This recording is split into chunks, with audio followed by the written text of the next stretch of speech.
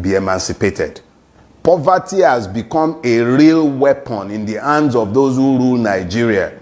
So the Economic Intelligence Unit are only telling us what we know. It's a self-fulfilling prophecy. A country where people are stealing more oil than is being declared as produced, where oil producers are stealing their own oil in collusion with our navy. How much oil are they bunkering in the Niger Delta? How much oil are they burning to produce diesel in the creeks? We are not talking about canoes. As long as the underlying issues are not addressed, as long as criminality has been licensed and impunity has become the order of the day, there is nothing anybody needs to say. Eventually, it's a self-fulfilling prophecy. At some point, this system is going to grind to a halt. My own singular interest is in making sure that the mass of the people do not turn against themselves, believing that they are their own. No, the real enemies are sat in government offices. The average Nigerian needs to wise up to the fact that they are merely distracting us when they start pointing at religion and ethnicity. Have you noticed that each and every one of those who have gone to the National Assembly, whether they went as Labour Party members or PDP or PUPUPU or APC, they've become one. So the ruling class is one.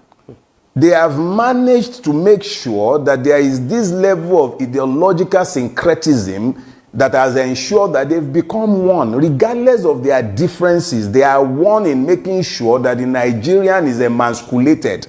When it comes to regulating the social media, you'll find that they will unite behind the agenda.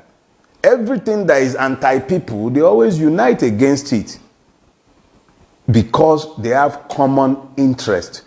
It is the common man that needs to find his own common interest and common grounds behind which to rally. Our reality is that we have been effectively enslaved by a ruling class that has no sympathy or empathy for the Nigerian. They are not touched by our afflictions. It's almost like they actually take pleasure from our suffering.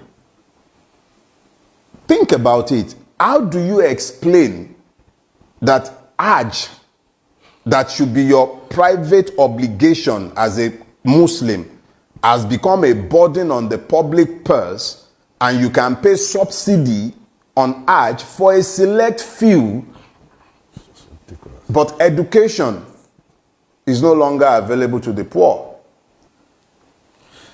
It's about enlightened selfish interest. The Nigerian who is the victim has to decide what is in his own enlightened selfish interest and stop listening to the ruiners to tell him who his enemies are. Now,